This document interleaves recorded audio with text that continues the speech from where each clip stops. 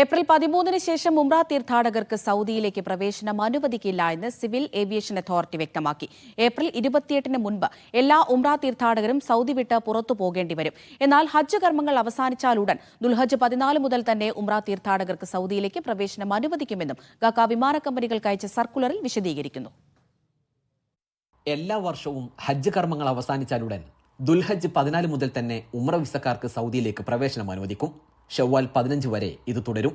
എന്നാൽ ദുൽഖഅദ 1-ന് മുമ്പ് ഉംറ വിസക്കാരെല്ലാം സൗദി വിട്ട് പുറത്തു പോകേണ്ടതാണ്. സിവിൽ ഏവിയേഷൻ അതോറിറ്റി വിമാന കമ്പനികൾക്ക് അയച്ച സർക്കുലറിലാണ് ഇക്കാര്യങ്ങൾ വിശദീകരിക്കുന്നത്. ഇതനുസരിച്ച് ഈ വർഷം ഏപ്രിൽ 13 വരെ മാത്രമേ ഉംറ വിസയിലെത്തുന്നവർക്ക് സൗദിയിലേക്ക് പ്രവേശിക്കാൻ സാധിക്കുകയുള്ളൂ. കൂടാതെ ഏപ്രിൽ 28-ന് മുമ്പ് എല്ലാ ഉംറ തീർത്ഥാടകരും സൗദിയിൽ നിന്ന് മടങ്ങേണ്ടതുമാണ്.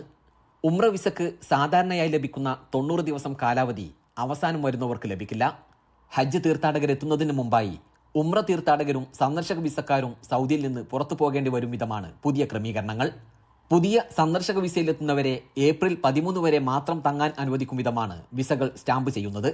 കൂടാതെ ഏപ്രിൽ 29 മുതൽ ജൂൺ 11 വരെ സന്ദർശക വിസക്കാർക്ക് മക്കയിലേക്ക് പ്രവേശിക്കുന്നതിനും വിലക്കുണ്ട്.